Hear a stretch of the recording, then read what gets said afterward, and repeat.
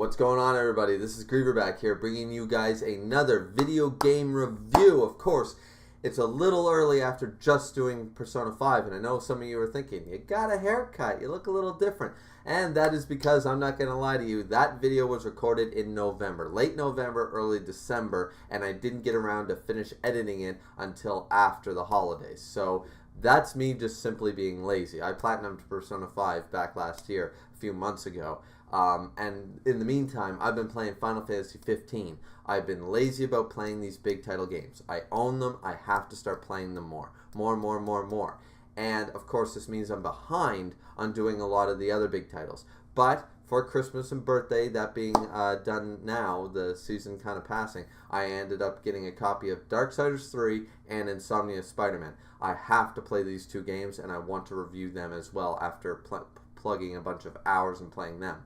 So, I want to get this Final Fantasy 15 review out. And once again, notice that this is not just a re-upload of my old Let's Plays and manga channel. I also do gaming reviews, and I want to get back into that. This is a new year, new haircut, new phone even. Let's get this started. So, Final Fantasy 15. Another game similar to Persona 5 in the sense that it's a couple years old and I just didn't play it. I've been very behind in my gaming, and I mean, you know, just a lot of stuff, life happens. However, this game, I don't understand why people did not like it. Some people did not like it. I don't understand why. And I just recently heard that the DLC for 2019 is going to be canceled, which really upsets me, and I'll tell you why at the end of the video. Not just for content purposes, because I'm not going to buy all the DLC content for the game. The game was fantastic to me. 10 out of 10 game. However, there's another reason. We'll get to that. This is once again not going to be a spoiler-free review because I need to talk about the story. I was going to postpone recording this video until I finished the game and realized. Not when I platinumed it. No. I platinumed that game today. It's the story, which I completed a few days ago. And just, okay, I need to talk about that. But we're going to save that for the end. I know most reviewers, and most times I do the same thing. It's story, gameplay, character, soundtrack, review, done. Anything else, any pros, cons sort of idea.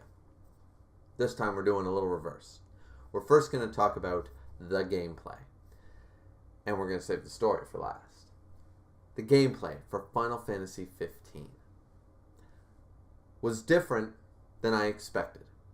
And the opening credits let me know that right away by saying, this is a Final Fantasy for first-timers and fans of the series. And they were not wrong. They were not wrong. I am a Final Fantasy fan. I have played 1, 4, 7, 8, 10, part of 10-2, and some of 13. Those are the games I have played, and Crystal Chronicles and stuff like that. But the core series games, those are the ones I have played, and I have beaten most of them. Most of the ones I listed, I said. But this is the thing.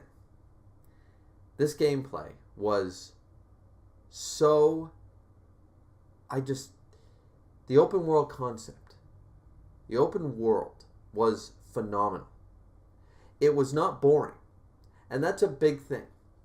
I enjoyed so much just choosing the furthest side quest, hitting auto, driving forward, and just enjoying.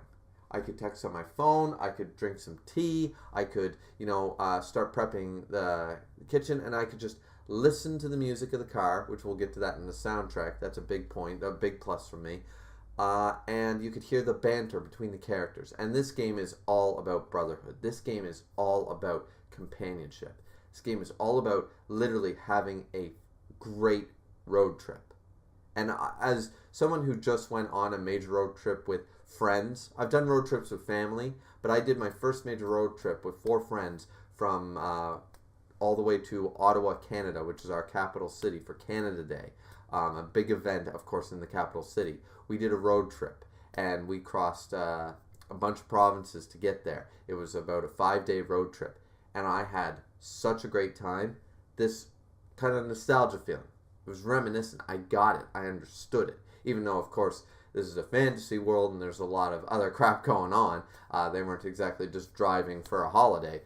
But the core gameplay behind open world Final Fantasy, which is something that my favorite points in playing those previous Final Fantasy games, which a lot of the time are linear. And if they're not linear, they restrict you to the areas on the map you can go. This game, yeah, they restricted you at first, but they gave you a huge chunk of the map to explore at the very beginning that you didn't even notice. And by the time you progressed in the story, you unlocked the rest of the map. And you got to explore that. For the whole first half of the game, you got to explore the whole map. I had no problems with that. I loved it. Because some of my favorite moments are when you got to explore in the Final Fantasy games. Got to explore this map, generally with an airship. And you got to touch down in different areas. Ride the chocobos across the islands and the waters and all that stuff. And you got to go to all these different islands and do all these side quests. But generally speaking, you have a short window to do this before the main game continues the story and you're locked into linear progression. This happens in Final Fantasy 7 and 8. And I can't really remember the others. Those are two of the games. Final Fantasy 8 being my favorite one. But this 15, I think the story is better. I really do. But we're just talking about gameplay right now. So, that aspect of the open world concept is fantastic. And it felt better to me than any Grand Theft Auto I ever played. It felt alive, it felt real, it felt scenic. I wanted to continuously explore.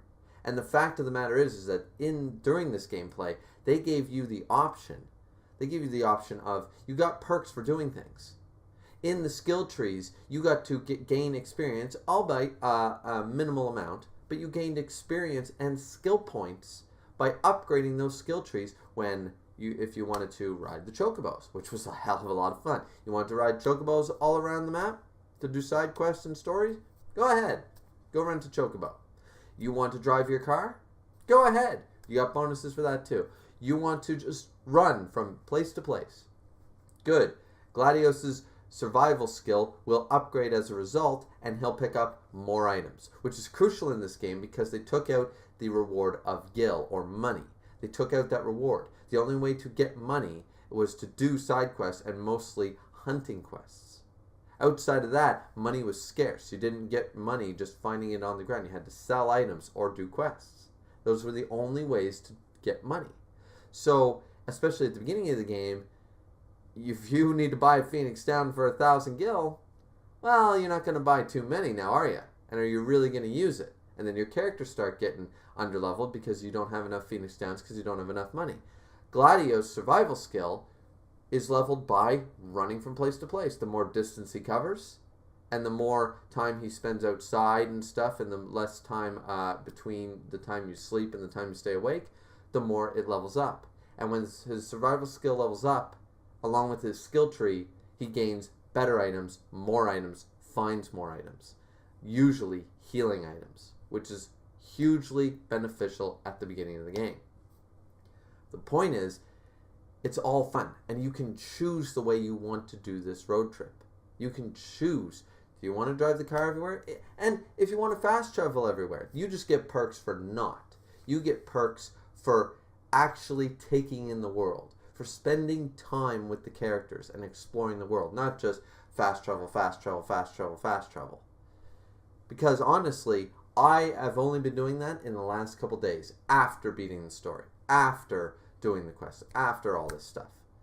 I've simply been doing that simply because I needed a couple more trophies just to level up the last bit of Gladius' survival skill, cooking, and fishing. It's the only reason I was fast traveling, because I enjoy the game. The concept, the gameplay of driving around and all these different options and all these new characters and exciting ideas and spending time, once again, time with the characters, each having this unique skill. The photography, which was great. The photography skill where you could save different photos that looked awesome. Some of them looked glitchy as hell, but wouldn't that happen in real life? Not every picture is a dream. Taking selfies, which is what we all do today, and all these pop culture references that Prompto did. It was wonderful. And then you have, of course, I already explained Gladius' survival skill, which is highly useful. The fishing skill for Noct, it's just a way to pass the time. And as I've said before, when fishing's done right in a game, and there's not some ridiculously hard trophy tied to being the best minigame guy in a RPG open world game, then it's just fun. And it was. It was just the fishing was just a fun pastime. And then you have the cooking, which was so good because it ties to stuff. Ignis, while eating different dishes and finding different ingredients, would come up with different recipes. And eating these things, experience multipliers, attack and health boosts, regen boosts, resistances, all this endurance, last stand, all these different abilities which would last. And I love that. I love that the skills weren't just for minigames. And the more fish that Noct would catch, if you caught different types, you'd get different recipes. And those recipes might be some of the better recipes in the game.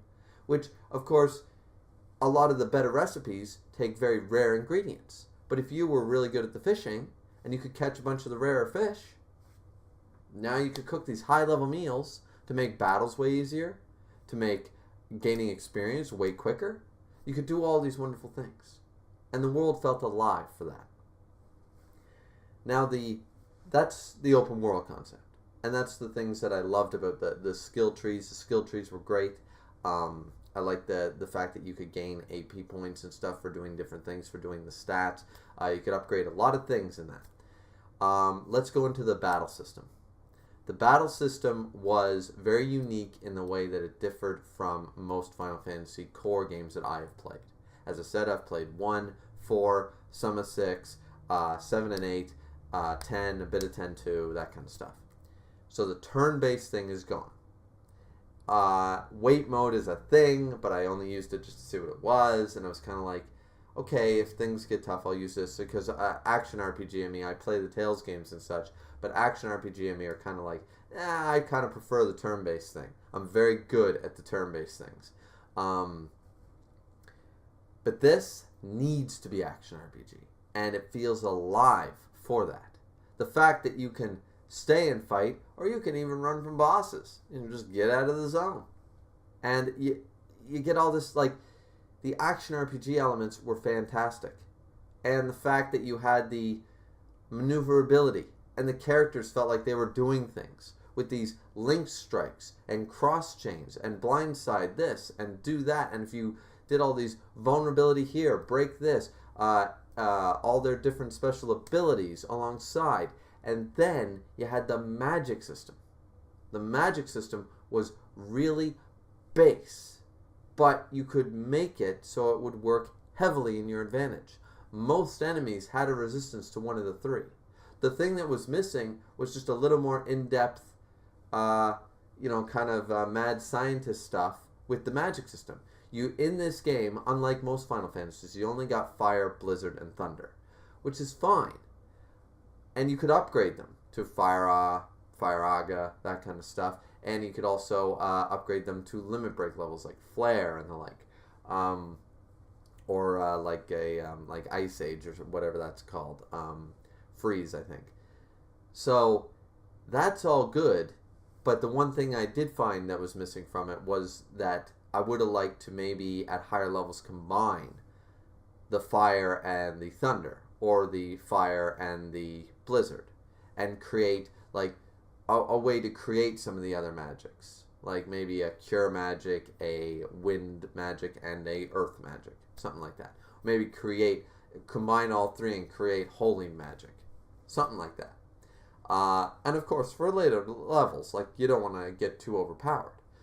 But the idea of absorbing magic and having to go find it, and the idea of the more you leveled up, you gained more and more flasks to carry crafted magic in. The fact that you crafted it, you would absorb this, and you could upgrade that ability to absorb more each time you absorbed at, usually at camps or in dungeons. You'd find rocks with Fire, Thunder, and Blizzard in them. You'd absorb them. I like this concept because magic felt a little OP. especially when you combined it with ingredients. You would turn a simple 99 Thunder that you were just grabbing at camp, you turn that into Thundara, you know, with potency level 135 with TriCast. Well, if the guy's weak to Thunder, that's going to take half his health in one shot. Now, you could not spam this, but the recoil time, the wait time for that to respawn and you can use it again was not that far apart. You know, you just needed to stay alive a little bit. So it was not broken if you had to spend time with the system. You had to spend time collecting, and you had to make sure that you had empty slots available. You didn't want to have stacked, fire, fire, fire, thunder, thunder, and the boss you're fighting is weak to blizzard magic. Because now you've used up your slots, you only have 99 blizzards stored, and now you can only craft the one. You have to use up these crappy ones, and so you needed to be tactful with it. And the fact of the matter is that you couldn't constantly spam. You only had limited amount of magic depending on how far you were going. You'd either have to backtrack and absorb more. So it was a great balanced system, and it was simplistic, and I really enjoyed that. I enjoyed the action RPG elements, and I felt like that really, really worked. What else to talk about gameplay? Oh man, there's just so much. I think I covered most of what I wanted to talk about. We covered the road trip style open world thing that right here that just worked. The game all about just companionship and brotherhood and a great road trip with friends. Really like that. The whole car thing. The car almost became similar to how the Serenity and Firefly or the Millennium Falcon or something, like a secondary character onto themselves. They became part of the game itself, and you loved that car. Trust me, you love that car. You love your chocobos. You love everything. Everything felt so rich and real that it was just really good. So yeah, the gameplay was phenomenal. The soundtrack. I love this soundtrack, but other than outside of the main quest, I didn't listen to it very much, I will admit. Why? Because I think this soundtrack deserves 10 out of 10 for one other thing. Because the soundtrack includes nostalgia. They have their own soundtrack, but when driving the car and when using the MP3 player in the open world, you could go and buy the soundtracks for any of your favorite Final Fantasy games. And for me, of course, you know my handle, it's Griever, and, Griever, Lionheart, Final Fantasy VIII, favorite Final Fantasy game, though I think that the story in this game has squall beat sort of idea, but still, nostalgia aside, still is, I think, my favorite Final Fantasy, and I got to listen to that while driving around. So I got to play a new Final Fantasy with my favorite songs from my favorite Final Fantasy soundtrack. I got to listen to Man with the Machine Gun and, Force Your Way Out and stuff while driving around, or Shuffle and Boogie. I got to listen to that stuff. And even some of the music like Genova and One Winged Angel from Final Fantasy VII soundtrack. I got to listen to that. And this added a sense of nostalgia to the game while playing a new experience. And I think that was so ingenious. Whoever decided to do that deserves just a gold star. I don't care. Whatever. A pin. A gold watch of retirement. Something. Because that was awesome. That made, usually when I'm waiting for loading times and stuff in game, or I'm doing Minecraft or something, I have my laptop open, I'm watching YouTube videos when I'm doing grinding and stuff. Didn't have to. Didn't want to. Wanted to listen to all these soundtracks from the original Final Fantasy all the way up to every soundtrack that was available. I would buy ones from Final Fantasies I never played. I never played the actual Final Fantasy 2 or 3. And in North America, that's a different release. There was no 4, 5, 6, but there was technically. Anyway, look that stuff up later if you're interested, but if you want to know what the hell I'm talking about. But there are some games that I didn't play, and I still listen to those soundtracks, and I'm like, oh, this is pretty cool. Just stuff like that. It was a wonderful addition, and that's why even I really enjoyed the soundtrack for the game, but I have to say that it pushes it all the way to an 11 out of 10 for that addition. Now, you might say that that's cheapening it. It's like, well, that's not the actual soundtrack. You can't say that. Well, the music's in the game. The soundtrack's actually in the game. So, it's my review. I'm saying it. I'm saying that that is part of it. It's the same game. Final Fantasy. More games got to do it. More games have to do it.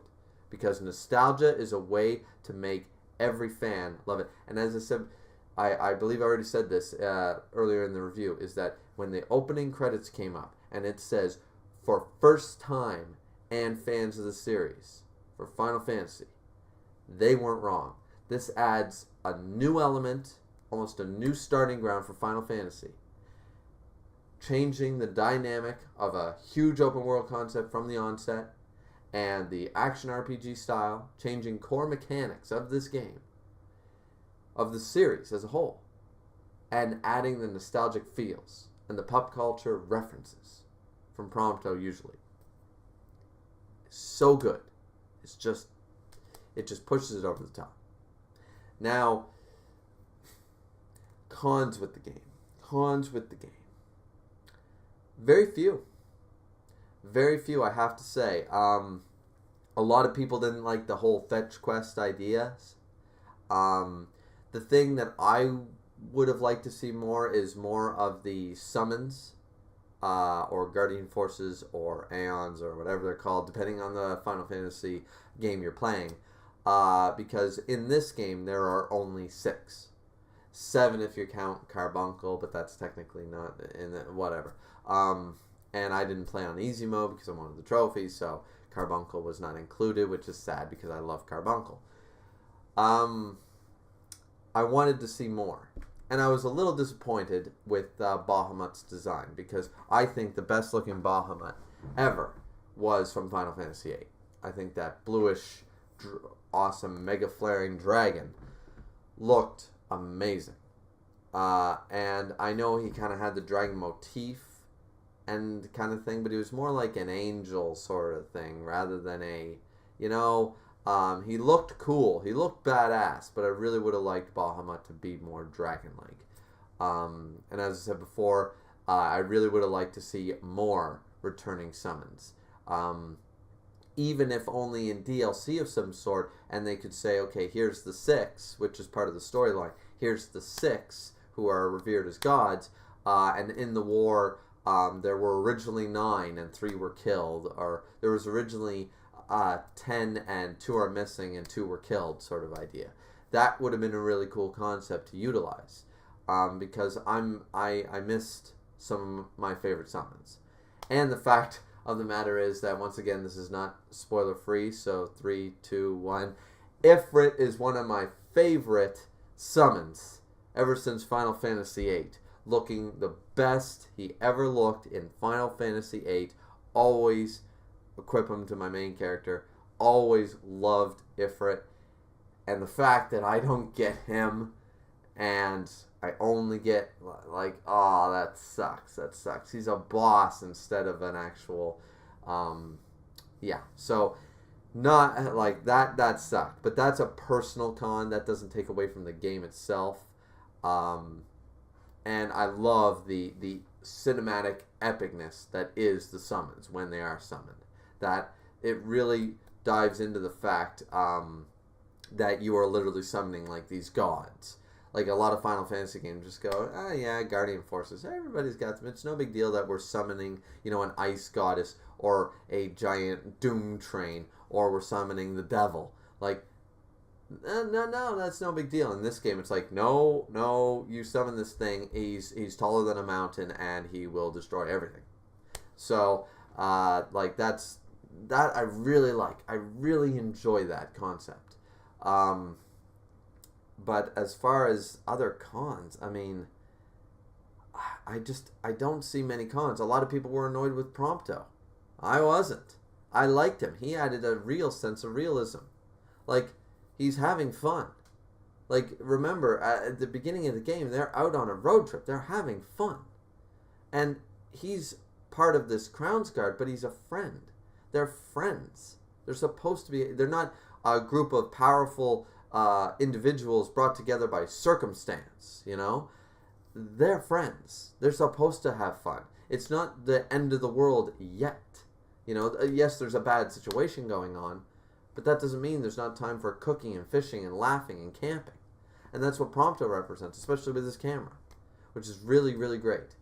Yeah, I said that I was going to do cons, but honestly,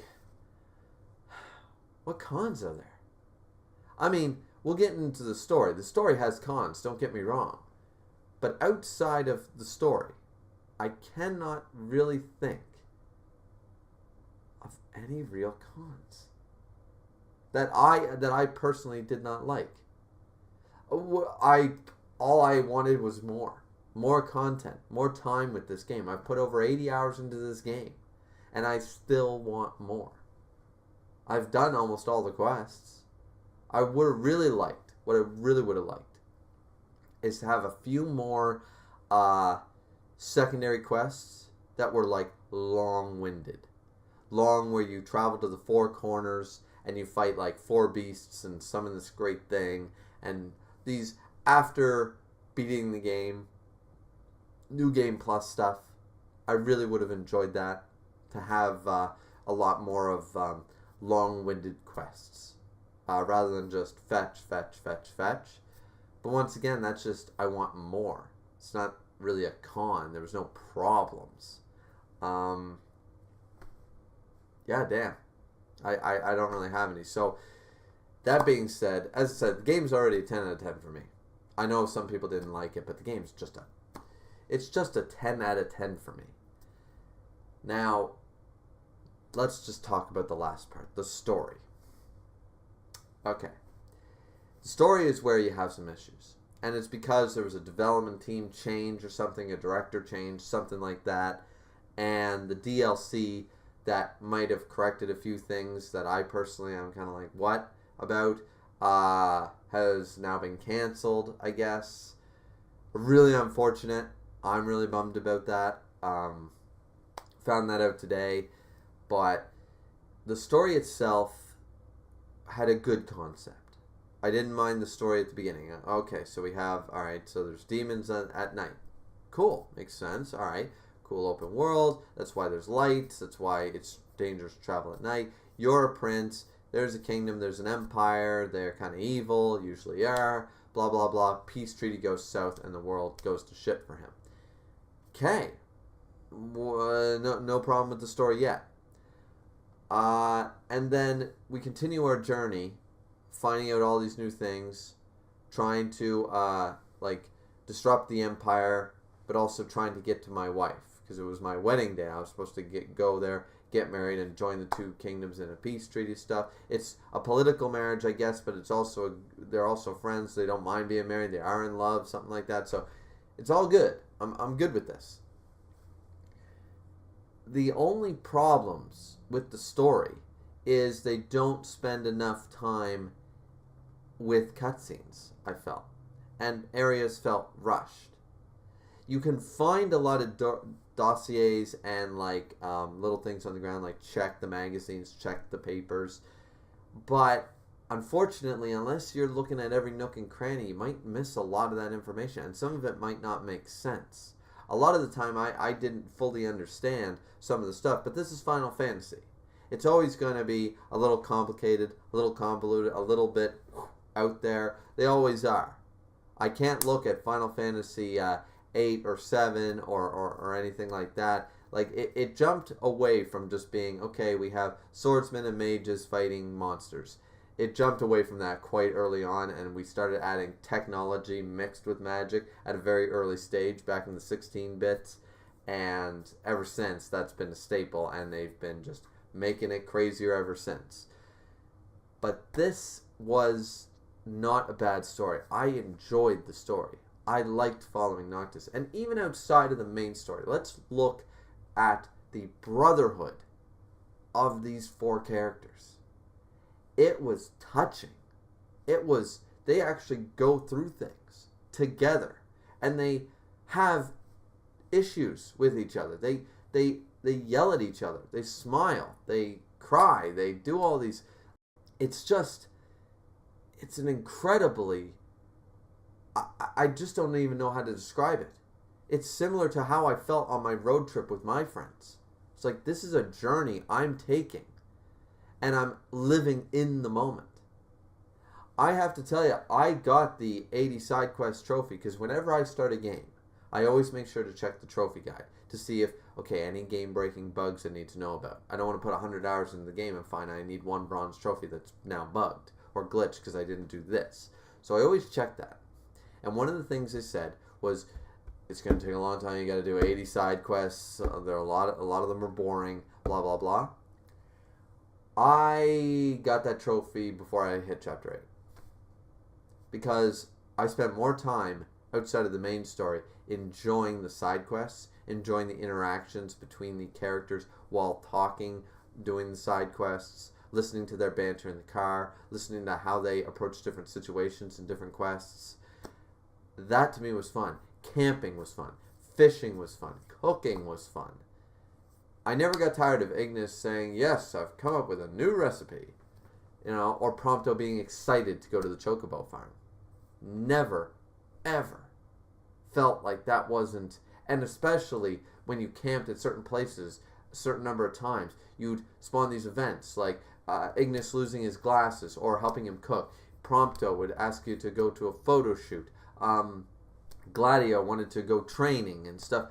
These felt like real interactions, and it made the game. The main story didn't have to be good because this was so great. And the main story at a core value was fine. It just lacked exposition for the villains, for the understanding of why. We just needed a couple more, I'd say, if we had another 30 minutes worth of cutscenes, long-winded explanations, people explaining stuff more, having that kind of Bioware wheel, which they kind of did for certain conversations, like with Bahamut and Shiva, but they should have went into huge detail. Crazy long cutscenes. Like, I'm talking 9-minute cutscenes where we get a bunch of just dialogue explaining how characters feel and stuff and what's actually going on, putting it in detailed terms, and then someone like Prompto going, so basically this guy is an evil immortal? Something like that. Like, to dumb it down so in case you missed it and didn't understand it the first time, because that's what happens with big long-winded stories, and then have that's all it needed. Because the story itself, I didn't have a problem with. Now, I want to get into what really made this game for me and actually physically upset me. I said this to my wife. My wife was here for my birthday and kind of Christmas area. And during this time, she just went home. And I finished the game while she was here. But she needed to work on a bunch of stuff on our last day. So, and you need to know this information, because our last day always sucked. My wife and I have a long-distance relationship. She's doing a PhD. So I only see her a couple times a year. And usually it's only for a week or two. After this many years, we've realized the last day sucks. You get that, like, feeling in your stomach. You're just waiting, for that moment where you're just like, I got to say goodbye again. It's a really unsettling, turmoil type of feeling. And you need this information because when I beat the game, when I did chapter 14, it was our last day. It was the evening of our last day. She had an early morning flight. But she needed to work on stuff, so she said, go play your game. So I played my game, not knowing that that was the worst decision. Because not only was I already feeling that pent-up kind of like, like I'm used to it now, but you still get that feeling. You don't like it. It's not a happy day. Never is. And then, playing the game, finding out from Bahamut that I have to die. That, after all this, thinking, okay, let's see what happened. The day before I had played it, Ignis lost his sight. And Luna died. And I was like, okay, Luna dying kind of sad, but I didn't walk through this journey with her. I'm like, this really sucks. They're finally reunited and stuff. And that was a sad moment. But a sad moment like that happens in a lot of video games. I was like, okay, that's sad, but all right, let's power through this. I'm gonna be king, and I'm gonna beat this guy and save the world, right? So then you get to the final thing, and I think, okay, Noctis told to leave his friends behind after defeating Ravus.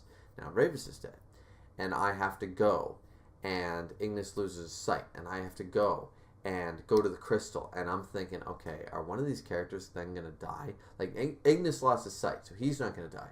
But now is Gladio gonna die, or is Prompto gonna die?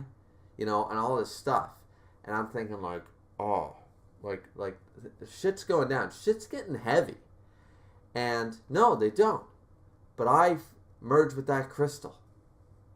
I merged with the crystal, thinking I'm gonna save the world, but then come to find out that I merged with the crystal, and it was all part of Ardna's grand plan, and he knew that this would happen.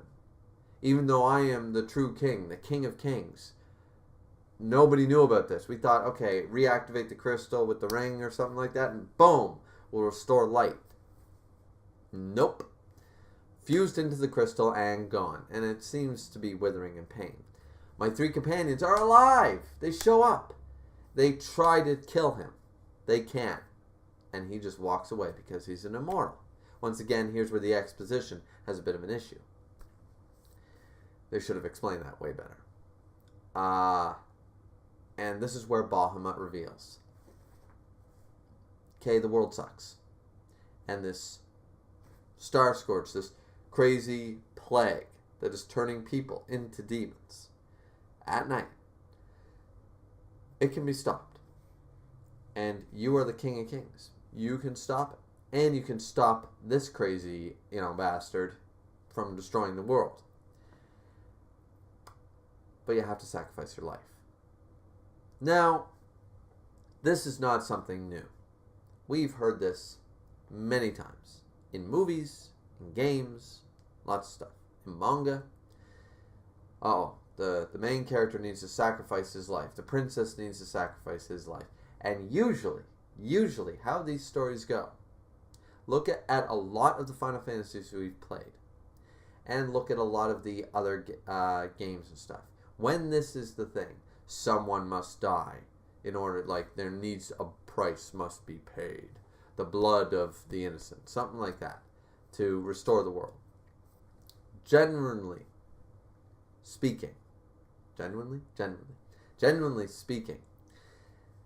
this happens.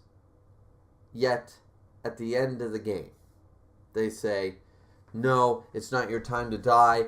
Nakama, the power of friendship, the power of love, will sacrifice my superpowers. Will sacrifice a little bit of our life force of the whole planet. We'll sacrifice this.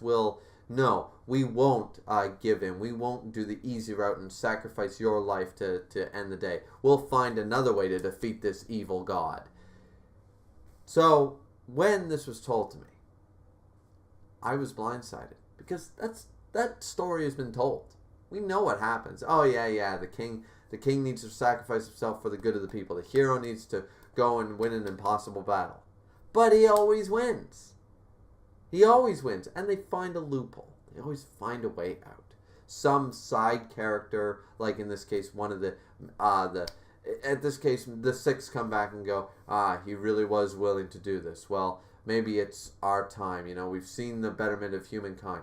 Maybe it's our time to return to the heavens. And in doing so, we will bless you with one more life. Sort of something like that. Turn back the clock power. Something. You have 6 gods in this series. I never expected what went down. So from Bahamut, we learned this. And I'm thinking, okay, all right. Then all of a sudden, what happens? Wake up.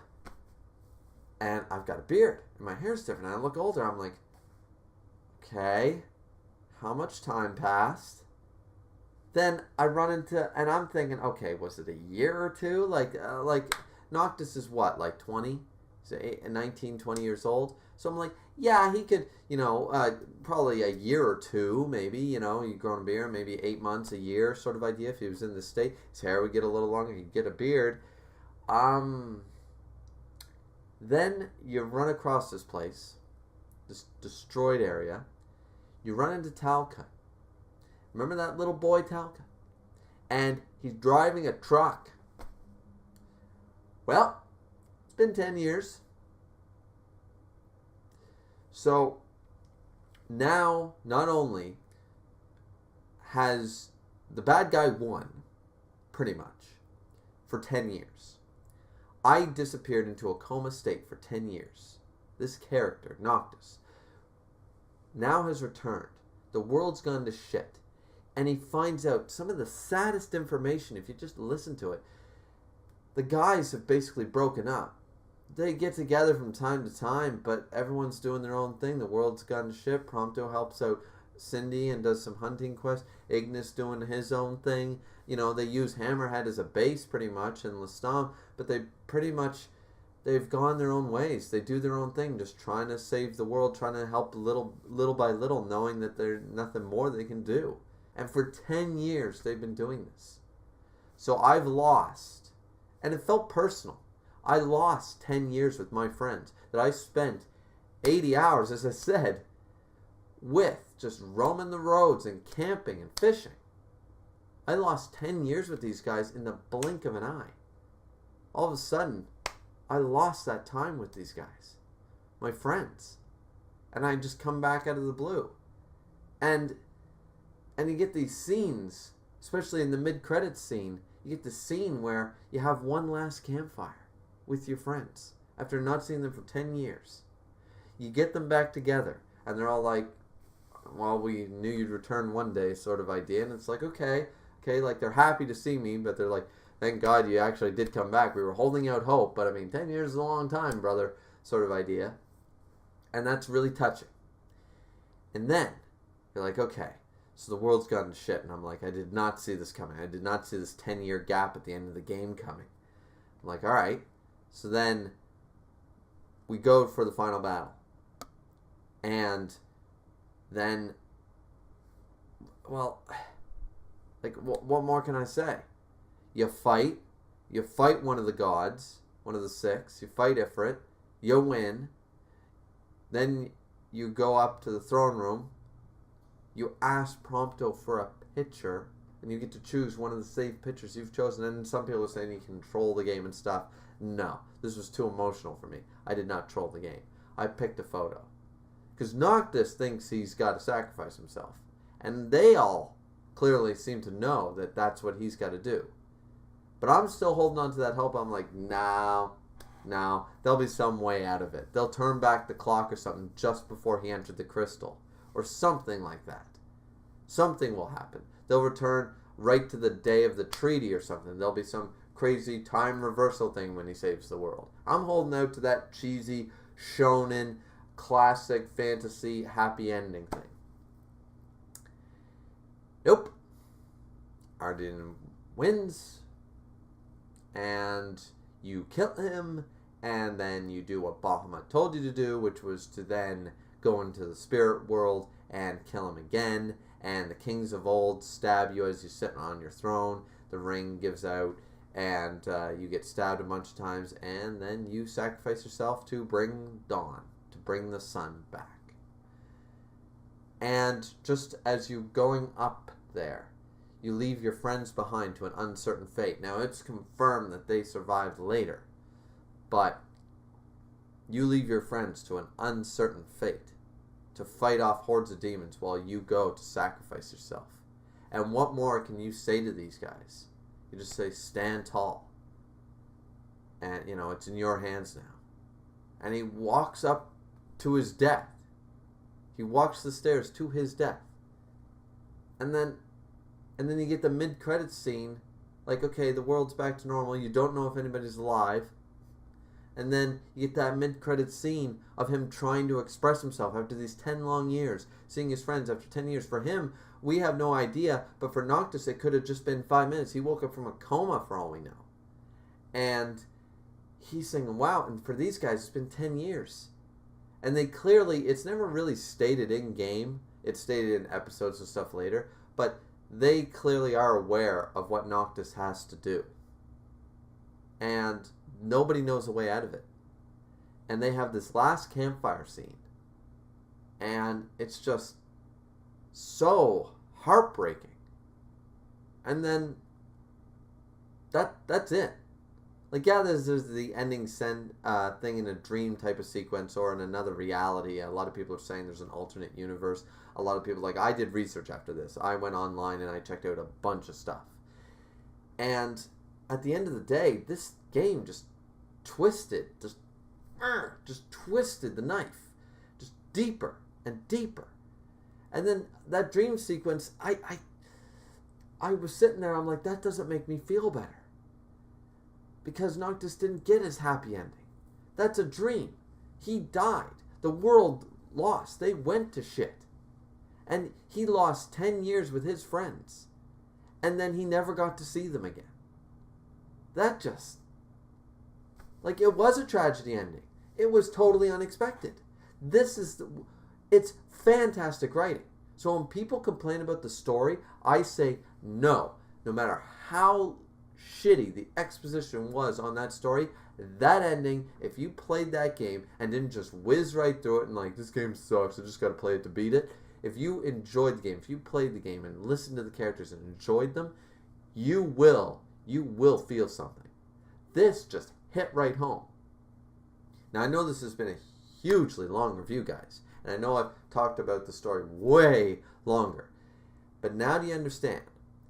The reason I gave the exposition about my wife's and my last day here was because I believed that I was more torn up because of that. My stomach, my feelings were already like this, right? And to have this happen when I thought I was going to watch something good, I was going to watch something happy, I was going to see my character get his happy ending, and to feel all that and to see all these scenes, and it just drags on and on, just hitting the feels and the pauses in the scenes. You know, Noctis keeps pausing and just like, guys, and you're just like, come on, say it. Tell them that you love them. Tell them that you wish that things were different. Tell them you hate that this happened, that you want those 10 years back. Cry, yell, scream. Do it. You know, you're just thinking, like, I'm pissed. As the guy controlling this game, I am just livid. I'm like, this isn't fair. It's not fair. It adds such a sense of realism because there is no happy ending. There isn't a way out. The way out is this is his destiny. And it sucks. But and the even sadder notion is that they clearly have survived in this world for 10 years. 10 long years. They haven't died. They've made a living. The world's shit, but they made a living. Noctis could be selfish, and he could run from this. He does not actually have to do this. But he is that noble.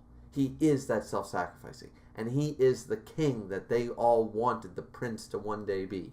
He did become a real king of the people, of the world. And he shows that by not complaining about that. And do you understand what I'm saying, guys? This just twisted even further. So when people complain about this game, as I said, my feelings might be all over the map because of the last day with the wife, which is why I explained that. Just so you guys know where I'm kind of coming from. Understand that there was real world things hitting home at the time when I saw this go down. So maybe that's why. Maybe there was an open wound and we were pouring salt in it sort of idea. So maybe it was a less impactful for a lot of you. But for me, this ending, while beautifully written, I despise because it hurts. It's unfair. And I just, what a great game. What a terrible ending. And I use the word terrible in the fact that how it made me feel bad, which means it was greatly written, which means it was a fantastic ending, but I hate it. I despise it because it messed me up that whole day. It messed me up all yesterday. It was bad.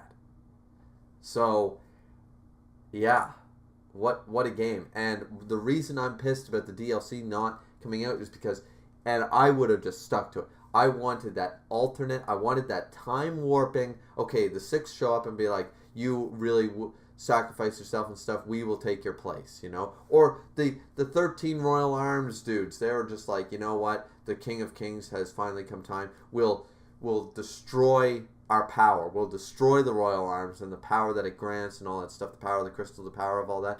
We'll sacrifice ourselves into non-existence. We're already dead. There's no point. The world has been saved. We'll sacrifice ourselves and give all our life force to turn back the clock. Or something. Like, Noctis and his friends will know it all happened. But, like, something like that. Because even if they saved his life, the world still went to shit for 10 years, and he lost 10 years with his friends. So even that's bittersweet. So, like, you need a literal time-warping Deus Ex, turn back the clock machina to make this a happy ending. Like, I think he can survive with Luna dying. And I think he can survive with Ignis going blind. But that's the limit. That's the breaking point. You know? Like, that's just not cool. That's just...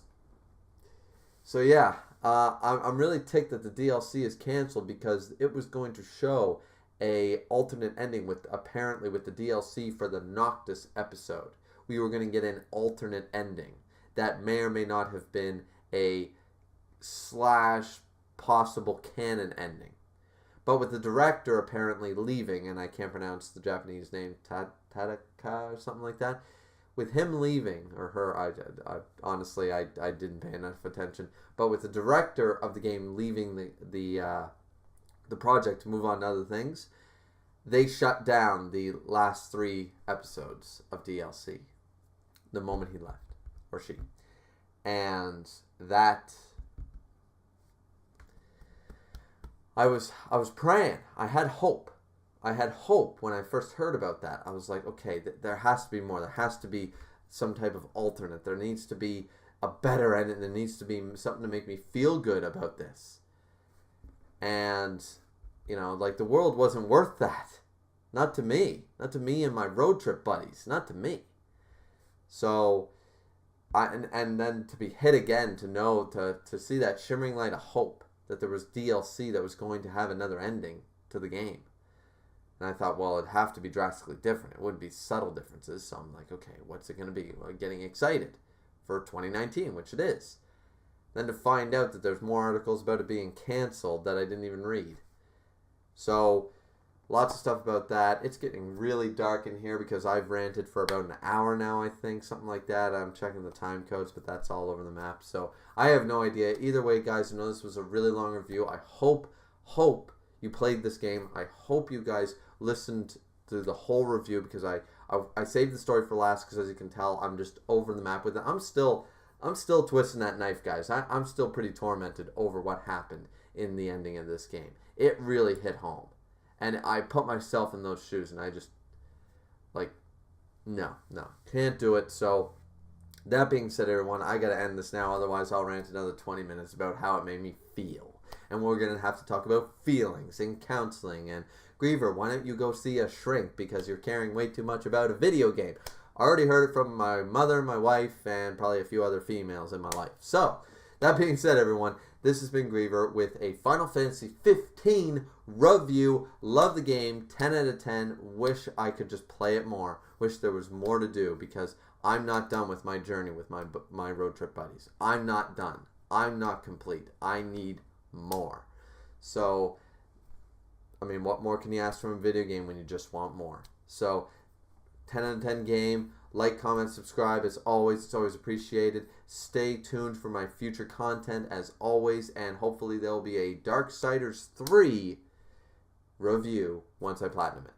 Or once I at least beat it. If the platinum takes way too long or is too hard, I may or may not do it. So either way, I'll be sure to let you guys know. Hopefully have that game done by the end of the month. We'll see what happens, time restraints and all that. But thanks guys for watching, and we'll see you back here next time. Signing out.